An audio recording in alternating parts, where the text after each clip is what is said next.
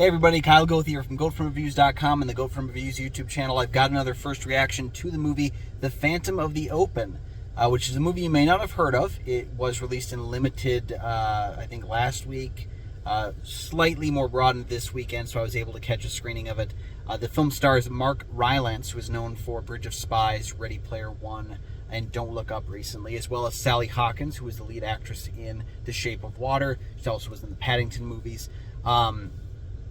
What I really appreciate about this movie is that as a biopic, I have certain criteria. We've had so many biopics in our lives, and there continues to be more every single day. I mean, we literally have this weekend, I was able to go see The Phantom of the Open, but the movie theater also is advertising Elvis hitting wide release, opening today, another biopic, and one about a person we know a little bit better. I didn't, but like in general, more people know Elvis than know the true story of Morris Flitcroft.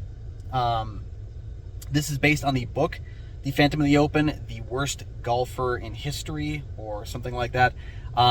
Morris Flitcroft is a person I did not know before seeing this movie, and now I know a whole lot more about him.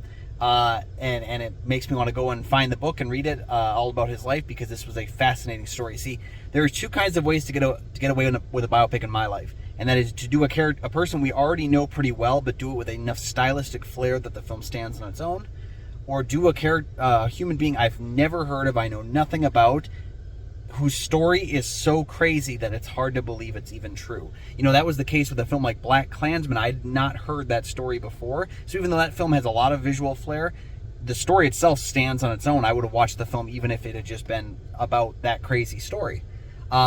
This film has a little bit. I feel like it's kind of like a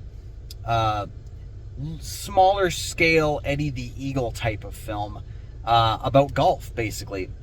There's a couple of visual flair pieces to it, but really it's about just the insanity of the story that this guy was able to sneak into the British Open several times and compete, even though he was not a professional golfer. It's a fantastic movie, and it's really made by the two performances at the front. Rylance and Sally Hawkins are both incredible, particularly Rylance as our lead, because he just continues to, even when he's in a small role, a big role, whoever he's playing in the movie, he is on fire all the time. And we are not talking enough about Mark Rylance as a tremendous performer who continues to impress. A guy that was not on my radar 10 years ago, but is consistently doing great work. And this is another fantastic movie to add to his repertoire.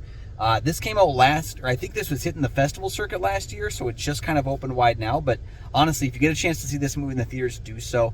It was one of those movies I saw with one other person in the theaters. It was just two of us.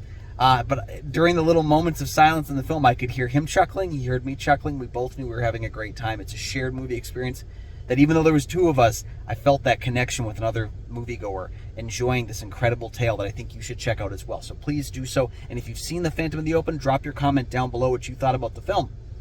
While you're down there, please like and subscribe. They're two free things that you can do that help support the channel immensely. They make sure you also never miss an episode of the show as it drops. You can check out GoatFromReviews.com for my written reviews. You can check out Goat From Reviews on Facebook. You can follow me personally at Almighty Goatman at Twitter, Instagram, and Letterboxd.